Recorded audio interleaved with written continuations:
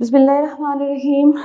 Today my topic is Golgi complex. We can also say it Golgi bodies. They are discovered by the Golgi in 1898. It is also called as Golgi if you want to say this. Okay? So called as Golgi complex or Golgi apparatus. It is also called as Golgi complex or Golgi apparatus. In plants they are known as डाइसाइटोसोम्स. जैसे पीछे हमने पढ़ा था पोलीराइबोसोम्स, इसी तरह यहाँ पर हमें इसे कहना है डाइसाइटोसोम्स. ठीक है. इसका स्ट्रक्चर क्या है? इसका स्ट्रक्चर सेम उसी तरह से जैसे हमने राइबोसोम्स का स्ट्रक्चर बनाया था, लाइक दिस. ठीक है. दिस इज, और थोड़ा सा इसे आप इनहेंस कर सकते हैं ऐसे, लाइक दिस. जो वैक्यूल्स ट्यूब्स यहाँ पर आ रही हैं इसकी, लाइक दिस. ठीक है. The term Golgi apparatus refer to a set of smooth membranes that are stuck into flattened fluid-filled sacs of cisternia containing proteins, carbohydrates, glycoproteins and specific enzymes. अब structure में अगर आप देखें तो यहाँ पर गोल्जी बॉडीज़ के स्ट्रक्चर में आपको ये बताया गया है कि यहाँ पर स्मूथ मेम्ब्रेन स्ट्रक्चर इसका होता है, बहुत ही स्मूथ किस्म का स्ट्रक्चर होता है. और इसके ये जो फ्लैटेंड पार्ट्स होते हैं इनके अंदर फ्लूइड फिल्ड होता है. It is a fluid filled flattened sacs. Sacs की तरह के बने होते हैं. सैक कहते हैं ऐसी चीज़ जिसमें कोई चीज़ भर जाए, फिल हो जाए. तो ये सैक्स की तरह के होते हैं, इनमें फ्लूइड भरा होता है.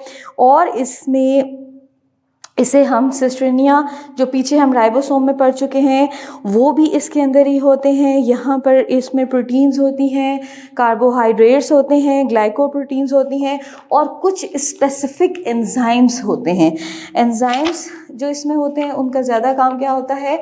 बॉडी को ब्रेक डाउन और ब्रेकअप करना मेटाबॉलिक एक्टिविटीज़ के लिए. Most of the Golgi apparatus is formed of flattened sacs or crustia, but some tubules or vesicle may also participate in the formation of Golgi complex. बना तो ये उसी से ही होता है जैसे मैंने आपको कहा कि फ्लैटेंड सैक्स होते हैं, जिसे आप सिस्ट्रीनिया भी कह सकते हैं, टिब्यूल्स भी होती हैं, लेकिन कुछ में वेजिकल्स भी होते हैं.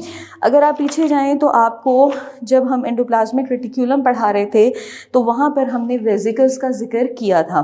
तो यहाँ पर कुछ वेजिकल्स भी इसके अंदर मिलती हैं और जब ये सब कुछ मिल जाता है तो then they are called as Golgi complex. तब हम इनको कहते हैं Golgi complex. The number of cristae ranges between 3 to 7 in most of the animals, but in lower organisms may up to 30 flattened sacs. 3 to 7 sacs होते हैं. अगर आप किसी एडल्ट की बात करते हैं या आप किसी एनिमल्स की बात करते हैं, बड़े एनिमल्स की, तो उसमें 3 to 7 होते हैं. लेकिन जितने आप लोअर ऑर्गेनिजम्स में जाएंगे, जितना आप नीचे जाएंगे, तो ये 30 तक भी जा सकते हैं. फ्लैटेंड सेल्स जो हैं ये 30 अराउंड भी हो सकते हैं. These flattened sacs are arranged in the concentric fashion, the convex face or sac-like closer to the nuclear membrane and called as cis Golgi or forming face. Diagram पर आए. यहाँ पर सिस फेस ऊपर बना हुआ है जो मैंने आपको यहाँ पे बना के दिखाया है, सिस फेस. ठीक है. अब सिस फेस का यहाँ पर क्या होगा कि यहाँ पर जितने भी इसके ये सैक्स आते हैं इनकी एक एंडिंग भी होती है. ठीक है. जहाँ पर इसकी एंडिंग होगी उसे हम सिस फेस भी कहेंगे. तो ये फ्लैटेंड सैक्स जो हैं ये कंसेंट्रिक फैशन की तरह के होते हैं. लाइक आप देखें एक दूसरे के अंदर ये जिस तरह से उलझ रहे हैं. ठीक है. और इसे हम सिस गोल्जी और फॉर्मिंग फेस भी कहते हैं.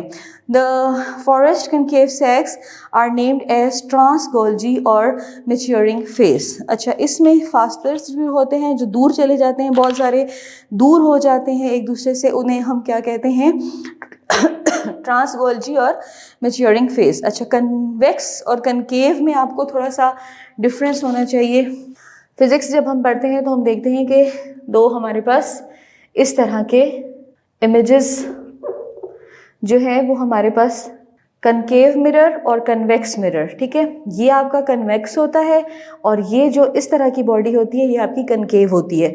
तो यहाँ पर अगर आप देखें तो combination of concave and convex दोनों हैं।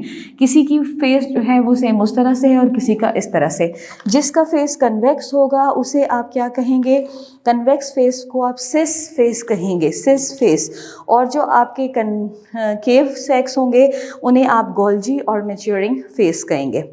फंक्शन क्या है, Golgi bodies perform number of functions. Cell secretion करते हैं, ये बहुत सारी सेल सिक्रीशंस करते हैं। सिक्रीशंस क्या होती है, जैसे हमारे माउथ को जब हम अपना जो हमारा माउथ होता है, जो ओरल कैविटी हम जिसे कहते हैं, ओरल कैविटी में जब हम बात कर रहे होते हैं या कुछ तो खाना खा रहे होते हैं तो हमारे माउथ में थोड़ा सा वाटरी सा फंक्शन आता है। ग्लैंड सिक्रीट करते हैं, सिक्रीशंस होती हैं डिफरेंट किस्म की, तो इनका काम भी डिफरेंट किस्म की सिक्रीशंस को ही करना है बॉडी के अंदर। स्टोरेज ऑफ प्रोटीन्स, प्रोटीन्स तो हर जगह पे इन्वॉल्व होंगी, जहाँ पर आपके सेल्स होंगे, ऑर्गेनल्स होंगे, पार्टिकल्स ऑफ द सेल होंगे, कुछ भी होगा वहाँ पर प्रोटीन्स की इन्वॉल्वमेंट आपकी होगी, ठीक है। Then protein synthesis by ribosomes are pass to the endoplasmic reticulum and stored in the Golgi apparatus. ये एंडोप्लाज्मिक रेटिकुलम से होते हुए आएंगे और स्टोर हो जाएंगे गोल्जी बॉडीज में। Cell wall function, Golgi bodies are also involve in the formation of new cell walls by the plant.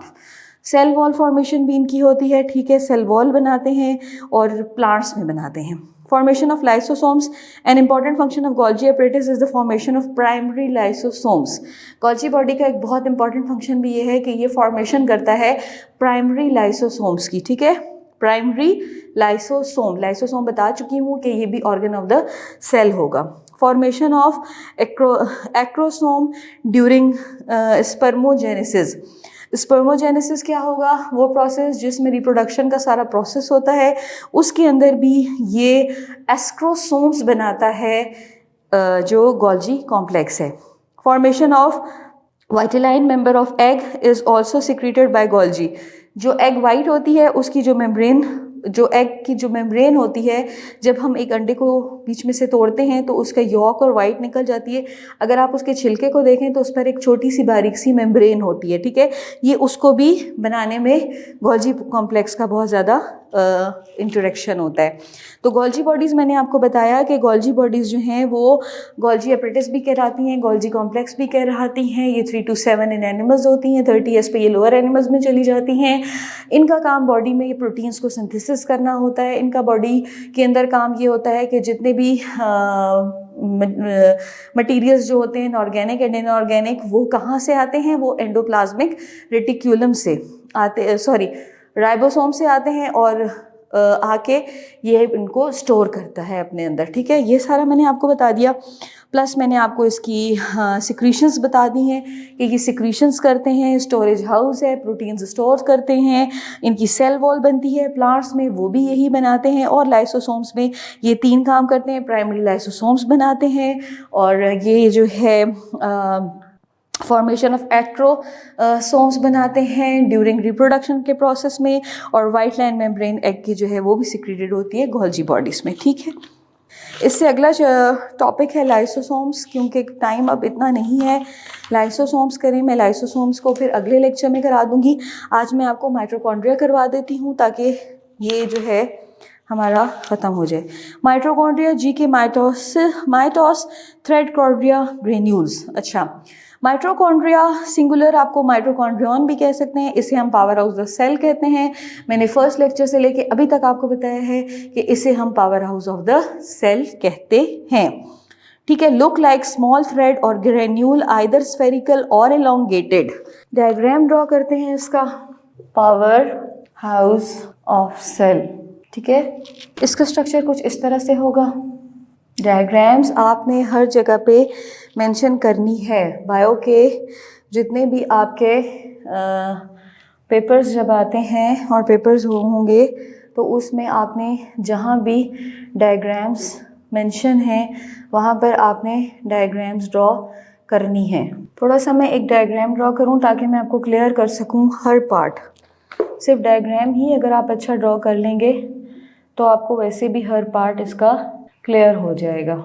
ये आपका डीएनए है, this is your ribosomes, matrix है ये आपका, ये आपकी आउटर मेम्ब्रेन है, ये आपकी इनर मेम्ब्रेन है, इंटर मेम्ब्रेन स्पेस, ये आपका इंटर मेम्ब्रेन स्पेस है, ये आपका वही क्रिस्टिया, और यहाँ पर ये आपके पार्टिकल्स हैं। ठीक है, ये आपका पूरा डायग्राम है। अब देखते हैं mitochondria is the power house of the cell, look like small thread और ग्रेन्यूल आइदर स्फेरिकल और एलोंगेटेड। ये आपका माइटोकॉन्ड्रिया है, ये या तो स्फेरिकल होगा यानी थोड़ा स्फेयर की फॉर्म में होगा, या बिल्कुल एलोंगेटेड यानी एक लेंथ की शक्ल में होगा। ठीक है, organelles, it is replicating organelle, ये रेप्लिकेटिंग ऑर्गेनल है। रेप्लिकेटिंग मीन्स कि ये उसको रेप्लिकेट कर देता है। कोई भी जब चीज़ होती है अगर वो वहाँ पर नहीं होती या वहाँ पर उसके होना बहुत ज़रूरी होता है, जैसे सेल का कोई एक ऑर्गन है जो वहाँ पर नहीं है, तो उस टाइम पर अगर Golgi, for example Golgi body है, गोल्जी बॉडी उस टाइम पर वर्किंग में नहीं है, तो माइटोकॉन्ड्रिया क्योंकि power house of the cell है, तो ये क्या करेगा कि ये उस टाइम पर गोल्जी बॉडीज़ के भी जो फंक्शंस हैं वो परफॉर्म करेगा, इसीलिए हम इसे रेप्लिकेटिंग बॉडी कहते हैं। Alton 1890 established them as a cell organ and called them bioplast. इन्होंने इसे स्टार्ट किया और इसे बायोप्लास्ट कहा। The term mitochondria was given by C Benda in 1898 sorry. Size, the diameter of mitochondria 0.1 micrometre while length is 1 nanometre to 4.1 nanometre. अच्छा, इसकी जो diameter होता है माइटोकॉन्ड्रिया का डायमीटर वो 0.2 से 1 माइक्रो या नैनोमीटर हम इसे कहते हैं, सॉरी नैनोमीटर के बराबर होता है, और ये स्टार्ट होता है from 1 nanometre up to 4.1 nanometre तक इसका डायमीटर जाता है साइज में। Their number are few to many thousands per cell. एक सेल में फ्यू भी हो सकते हैं, कुछ कम हो सकते हैं, और थाउजेंड्स तक भी जा सकते हैं, इतने ज़्यादा भी हो सकते हैं। ठीक है, per cell, depending upon the psychological activity of the cell. Depend किस पे करता है कि सेल अपनी एक्टिविटीज़ को किस तरह से परफॉर्म कर रहा है। या तो वो बहुत ज़्यादा एक्टिव है तो वो अपनी एक्टिविटीज़ जो परफॉर्म कर रहा है उसे वाटर कॉन्स्टेंट्स मिल रहे हैं, उसे बाकी कॉन्स्टेंट्स मिल रहे हैं, तो वो इस हिसाब से अपनी एक्टिविटीज़ परफॉर्म कर रहा है। या फिर उसे नहीं मिल रहे तो वो उसके हिसाब से अपने क्वांटिटीज़ को माइटोकॉन्ड्रिया कम कर देता है। कॉन्ड्रियोम, ठीक है, all the mitochondria present in a cell are collectively called as chondriome. एक सेल में जितने भी माइटोकॉन्ड्रियाज प्रेजेंट होंगे, यानी अगर आप मैथमेटिकल पॉइंट ऑफ व्यू से जाएं तो 1 + 1 + = 2, 1 + 1 + = 2, so mitochondria plus mitochondria is equal to chondriome. जितने भी नंबर्स होंगे वो कॉन्ड्रियोम्स कहलाएंगे। Usually animal cell have more mitochondria than plant cell. Animal cell क्योंकि बहुत एक्टिव होता है, उसकी एक्टिवनेस ज़्यादा होती है, तो उसमें mitochondria as compare to plant cell ज़्यादा होते हैं। स्ट्रक्चर मैंने आपको ड्रॉ करके बताया है, अब मैं आपको डायग्राम एक्सप्लेन भी करती हूँ। It is a double membrane structure. यहाँ पे डबल मेम्ब्रेन है, आपको नज़र आ रही है, एक आउटर मेम्ब्रेन है, एक आपकी इनर मेम्ब्रेन है। ठीक है, the outer membrane is smooth while the inner membrane is folded. Outer membrane बहुत स्मूथ है इसकी, लेकिन इंटर मेम्ब्रेन जो है, इनर मेम्ब्रेन, वो किस तरह से है, थोड़ी सी कर्व है, यानी उसमें थोड़े से कर्व्स आ रहे हैं और फोल्डेड फॉर्म में है। It's outer membrane of mitochondria is removed then it is called as mitoplast. अगर हम इस आउटर मेम्ब्रेन को रिमूव कर देते हैं और सिर्फ ये चीज़ हमारे पास रह जाती है, तो इसे हम कहते हैं माइटोप्लास्ट। क्या कहते हैं? माइटोप्लास्ट। ठीक है, the folds of inner membrane are known as cristae. ये जो फोल्ड्स हैं इनर मेम्ब्रेन के, मैंने आपको बता दिया ये इनर मेम्ब्रेन है, ये जो इसके फोल्ड्स हैं ये कहलाते हैं cristae. While increase surface area for chemical reaction, जो कि ऐसी बॉडी होती है जो कॉन्ट्रैक्ट और रिलैक्स होती है, तो ये सरफेस एरिया प्रोवाइड करती है जो मटेरियल्स बाहर से अंदर आ रहे होते हैं या अंदर से बाहर जा रहे होते हैं, उनको सरफेस एरिया भी देती है। ठीक है, this cristae contains pin head particles called oxysomes. यहाँ पर जो ये है इनमें एक पिन लाइक पार्टिकल्स होते हैं यहाँ पे, जिन्हें हम ऑक्सीसोम्स भी कहते हैं, ठीक है, और elementary particle of the F1 particle. Inside the inner membrane a fluid is present called matrix. Inner membrane के अंदर यहाँ पर एक fluid होता है, ये भरा हुआ like this. इस fluid को हम कहते हैं matrix. The matrix contains enzymes for cellular aerobic respiration, proteins, 70% 70s ribosomes, RNA and double stranded DNA. अब इसके अंदर क्या क्या होता है इस मैट्रिक्स के अंदर, जो कि ये फ्लूइड है, जो वो फ्लूइड जो कि यहाँ पर, वो फ्लूइड जो कि इसके अंदर भरा हुआ है, उसके अंदर क्या क्या है, उसमें आपके हैं एंजाइम्स, उसमें है आपके enzymes, proteins, 70s ribosomes, 70s आपको समझ आ गया होगा कि क्या है, जो पीछे मैंने अब आपको बताया है, 40% प्रोटीन्स एंड 60% राइबोसोम्स। RNA और डबल स्ट्रैंडेड, ये जो पार्टिकल है ब्लू वाला, इसे हम कहेंगे यहाँ पर DNA, डीऑक्सीराइबोन्यूक्लिक एसिड। मैं लास्ट लेक्चर में आपको बता चुकी हूँ, ये deoxyribonucleic acid is the heredity material for the heredity material which is responsible for the development of the embryo, ठीक है। अब डेवलपमेंट क्या होती है, जैसे जो ऑफस्प्रिंग्स होते हैं, जब वो मदर बॉडी के अंदर होते हैं तो उनमें डेवलपमेंट हो रही होती है, वो सारे स्टेजेस जितने भी माइटोसिस और मियोसिस कवर करता है, it is just because of this DNA, ठीक है। तो इसमें DNA, it is 1% of total DNA of the cell.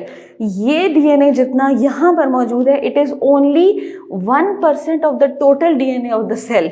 Cell के अंदर जितना DNA है ये उसका सिर्फ 1% है, ठीक है। And can go to the synthesis of some proteins, और प्रोटीन्स को ये सिंथेसाइज करता है। फंक्शन ऑफ माइटोकॉन्ड्रिया, अब हम देखते हैं कि माइटोकॉन्ड्रिया का फंक्शन क्या है। They provide site of aerobic respiration. Aerobic respiration में ये आपको साइट देती है, मतलब एरिया देती है। Most of the oxidative metabolic and ATP adenotryphosphate productions, ATP stands for adenotryphosphate productions occur in mitochondria. Therefore mitochondria are called as powerhouse of the cell. अगर आपसे कोई क्वेश्चन करे कि why the mitochondria is called as the powerhouse of the cell, तो आपने कहना है because it contains ATP, adenotryphosphate, so it is called as the mitochondria और powerhouse of the cell. यहाँ पर इन्होंने एक इक्वेशन बना के दिखाई है, ये इक्वेशन आपको एक्सप्लेन करनी पड़ेगी मुझे, so that you can understand it very easily. C6H12O6 is the formula of glucose plus oxygen, ADP, adenodiphosphate, ठीक है। It is a kind of a protein, ठीक है। यहाँ पर आ गया। अब जब हम क्वेश्चन को बैलेंस करेंगे तो इक्वेशन में हम फर्स्ट वाले को लास्ट वाले के साथ मेंशन करते हैं। केमिस्ट्री में आपने शायद सीखा होगा कि इक्वेशन को कैसे बैलेंस करते हैं। तो it gives you carbon dioxide plus water and plus ATP. Your glucose and oxygen react with each other. Glucose और ऑक्सीजन ने आपस में रिएक्ट करके कार्बन डाइऑक्साइड बनाई है CO2 and huge amount of water, 6 2 12, यानी कि 12% ऑफ द वाटर बनाया है। And adenotriphosphate react with this, it will become ATP, adenotriphosphate. Mitochondria also help in vitellogenous yolk formation in oocyte, यानी कि जो आप रिप्रोडक्शन के प्रोसेस में एक तो एग होता है, एग की जो वाइट होती है और एग की जो यॉल्क होती है, जर्दी जिसे हम कहते हैं, उसको बनाने के लिए भी माइटोकॉन्ड्रिया बहुत ही इम्पॉर्टेंट होता है। तो ये टॉपिक था हमारा माइटोकॉन्ड्रिया का। उसमें मैंने आपको एक्सप्लेन कर दिया सारा कि mitochondria power house of the cell कहलाता है, इसका क्या फंक्शन होता है, इसका ये पूरा डायग्राम बताया। इसमें ये जो लिक्विड होता है इसे मैट्रिक्स कहते हैं। इसकी फर्स्ट मेम्ब्रेन होती है, एक आउटर मेम्ब्रेन होती है, एक इनर मेम्ब्रेन होती है, और DNA इसके अंदर मौजूद होता है, सम क्वांटिटीज़ ऑफ राइबोसोम्स इसके अंदर मौजूद होती हैं, कुछ पार्टिकल्स इसके अंदर होते हैं जो कि ये वाले पार्टिकल्स हैं, ADP के साथ मिलकर उन्होंने ATP बनाया है। ये आपकी ऑक्सीसोम्स होती हैं जो कि यहाँ पर एक पोर्स लाइक स्ट्रक्चर होते हैं। ये आपके जो फोल्डिंग्स कहलाती हैं, इन्हें क्रिस्टिया कहते हैं। और इंटरसेलुलर स्पेस जो है वो आपका ये होता है जिसमें ये फ्लूइड भरा है जिसे हम मैट्रिक्स कहते हैं। ये पूरा है आपका माइटोकॉन्ड्रिया। इसका डायमीटर जो है वो this is equals to this and the equation gives you the same ATP, adeno triphosphate. Plastids, the plastids जिसे ग्रीक वर्ड प्लास्टो फॉर्म्ड और मोल्डेड मीन्स मोल्ड हुआ कोई चीज़ एक दूसरे के अंदर मोल्डेड फॉर्म में है, like this molded structure. Fine. Is a major double membrane organ found in the plant cells. They are found in the plant cells. Plasters are the sites of manufacturing and storage of important chemical compounds used by the cell. Many important chemical compounds which are present in the cell, they are just because of the plasters. They often contain pigments used in photosynthesis. यहाँ पर कुछ pigments होती हैं जिसमें आपके पास chloroplast होता है या क्लोरोफिल होता है. These pigments give the green color to the plants and it is present just because of the process of the photosynthesis. Photosynthesis का जो अमल होता है वो क्या होता है कि it is a process in which the plants make their own food in the presence of sunlight and chlorophyll. Plants अपनी खुराक खुद बनाते हैं जो कि सनलाइट और से क्लोरोफिल हासिल करते हैं और अपनी जो ये सनलाइट हासिल करते हैं उससे क्लोरोफिल बनाते हैं और उससे प्लांट्स को ग्रीन कलर मिलता है और प्लांट्स जो हैं अपनी वो खुराक खुद बनाते हैं. तो यहाँ पर जो पिगमेंट्स हैं ये पिगमेंट्स प्लास्टर्स के अंदर मौजूद होती हैं एंड कैन चेंज और diameter of the cell colour for different purposes. Plastids are classified into chloroplast, chromoplast and leucoplast. Plastids को हमने 3 में डिवाइड किया हुआ है. Number 1 is chloroplast, the other is chromoplast and the third is leucoplast. And the third is the leucoplast. अच्छा, chloroplast मैं एक एक करके इनको एक्सप्लेन करती हूँ. There are pigment plastids located in the colourful other than green parts of the plants like petals, fruit coverings. These plasters also help in cross pollinations. They also contain chlorophyll but in very less amount. Chloroplast वो material है जो कि plant के colourless हिस्सों के लिए ज़रूरत होता है, लाइक आपका फ्रूट कलर, लाइक आपका फ्लावर कलर, ये बनाता है chloroplast other than green colour. Green colour के अलावा जितने भी कलर्स हैं वो सारे इस पिगमेंट से मिलके बनते हैं. इसमें कुछ क्वांटिटी क्लोरोफिल की होती है लेकिन बहुत रेयर अमाउंट में, बहुत कम. Then comes to the leucoplasts. They are colorless plasters present in colorless parts of the plants like roots, woody stems. They are triangular in shape. They help in storage of food. Example, amyloplast which stores starch, alloplast which stores lipids and proteinoplast which stores proteins. अच्छा, जो लीकोप्लास्ट होते हैं third वाले जो लीकोप्लास्ट होते हैं वो colourless होते हैं, यानी कि उसमें वो पार्ट्स आते हैं जिनका कोई कलर नहीं होता, जैसे वुड, स्टेम, ठीक है, बार्क ऑफ द ट्री, ये सारा कलरलेस पार्ट होता है और ये डिपेंड करता है आपके लीकोप्लास्ट के ऊपर. ये ट्रायंगुलर शेप के होते हैं. They are triangular in shape. They are triangular in shape. अच्छा, इसमें फिर आगे से 3 पार्ट्स होते हैं जो स्टोरेज ऑफ फूड करते हैं, ठीक है. इसमें अमाइलोप्लास्ट होते हैं जो कि स्टार्च को स्टोर करते हैं. लीकोप्लास्ट में अमाइलोप्लास्ट, इनका काम क्या होता है कि प्लांट के अंदर जितनी भी स्टार्च होती है ये उसको स्टोर करते हैं, स्टोर स्टार्च, ठीक है. फिर इसके अंदर होते हैं एलियोप्लास्ट. इनका काम क्या होता है कि ये प्लांट के अंदर लिपिड्स को स्टोर करते हैं, they store lipids in the plant.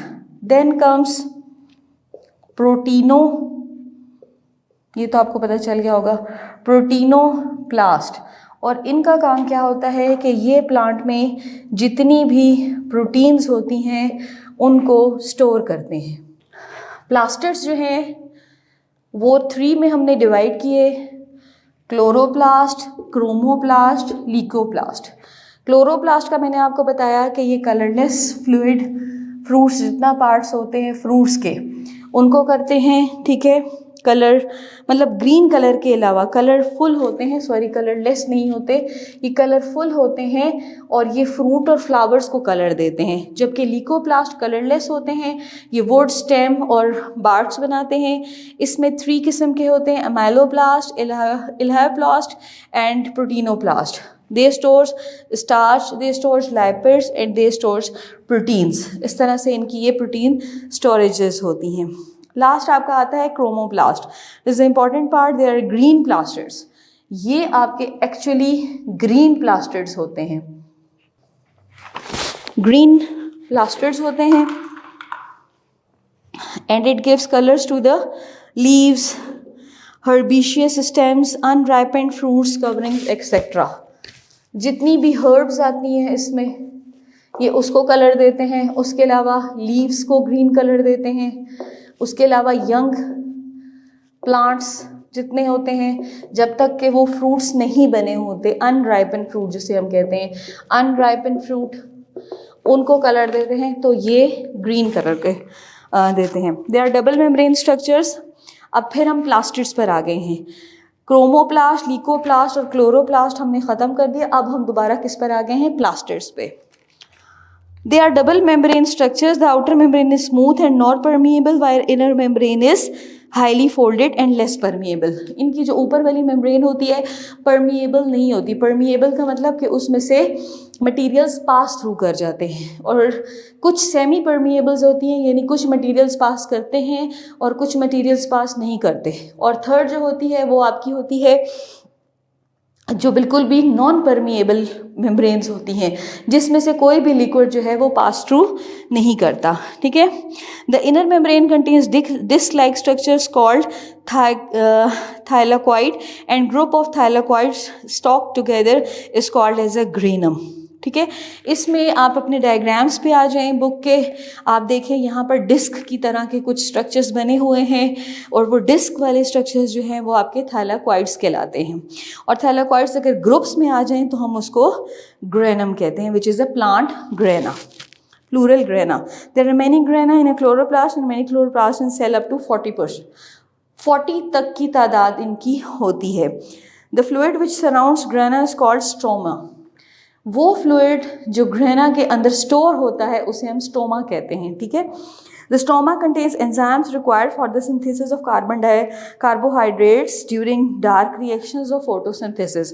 ये उस वक्त काम करता है जब डार्क प्रोसेस होता है और सनलाइट नहीं होती और फोटोसिंथेसिस का प्रोसेस काम नहीं कर रहा होता, तो उस टाइम पर ये डार्क रिएक्शंस में फोटोसिंथेसिस का प्रोसेस करता है। ठीक है। The most abundant and important enzyme is Rubico. Rubico, about 60% of chloroplast. Rubico इसका सबसे इम्पॉर्टेंट एंजाइम है, जिसके अंदर अबाउट 16% आपका क्लोरोप्लास्ट है, यानी ग्रीन कलर है। Stomata also contain small amount of DNA। इसमें DNA भी है, RNA भी है एंड 70S राइबोसोम्स भी प्रेजेंट हैं। Presence of these substances indicate that a semi-autonomous organelles of cell like mitochondria। ये सेम उसी तरह से जैसे माइटोकॉन्ड्रिया सेल्फ रिपेयरिंग करता है, माइटोकॉन्ड्रिया जो है वो सेल्फ के जितने भी वो होते हैं पावर, जैसे उसके पास सारे सेल की होती है, सेम इस तरह से यहाँ पर प्लास्टिड्स भी वही काम कर रहे होते हैं कि जहाँ पर जिस चीज़ की कोई सेल के ऑर्गेनल्स में जहाँ पर कोई कमी हो रही होती है, ये उसको जाके वहाँ पर फुलफिल करते हैं। The grana are connected to each other by long thylakoid membrane called lamella. अब ग्रेना जो है वो एक दूसरे के साथ कनेक्टेड होती है। आप डायग्राम में देखें, इसमें दो आपको नजर आएंगी, एक आउटर मेम्ब्रेन है और एक इनर मेम्ब्रेन है। ठीक है। और सेंटर में जो डिस्क्स आपस में, यानी थाइलाकॉइड डिस्क जो आपस में कनेक्टेड हैं, वो इंटरग्रेनम लेमिना की वजह से कनेक्टेड हैं। यानी ये जो एक दूसरे से कनेक्टेड होंगी यहाँ पे, ये डिस्क लाइक स्ट्रक्चर्स हैं, और ये यहाँ से जो कनेक्टेड है ये आपका लेमिला कहलाता है। The chloroplast is a site for photosynthesis. Chloroplast आपकी फोटोसिंथेसिस की साइट है। ये सारा जो है आपका फोटोसिंथेसिस, एक्चुअली जो प्लास्टिड्स हैं उनका काम फोटोसिंथेसिस के प्रोसेस से ही है, एक्चुअली जो प्लास्टिड्स का काम है।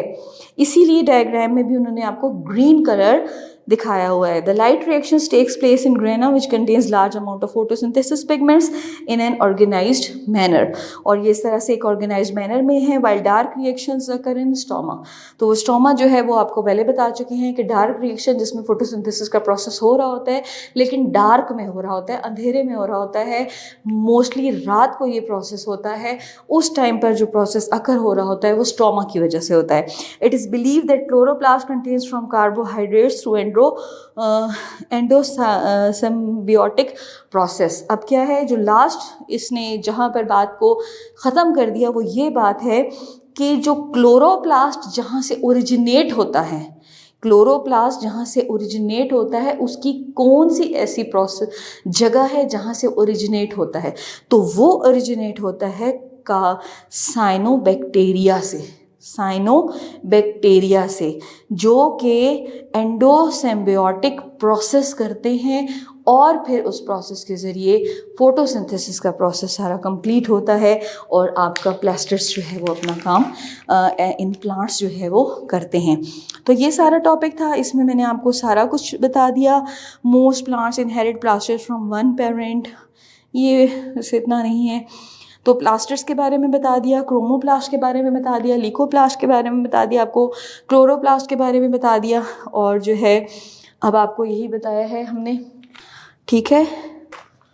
अच्छा, ये सारा यहाँ पे आपका आ गया। ये नेम थोड़े मैंने ऊपर नीचे लिखे हैं। This is chromoplast and this is chloroplast, ठीक है। क्रोमो जो है वो ये आपका आ गया सारा। नाउ कंप्लीट हो गया आपका सारा प्रोसेस। अब जो है इंशाल्लाह नेक्स्ट लेक्चर के साथ आपके पास फिर आते हैं। टिल देन, अल्लाह हाफिज़।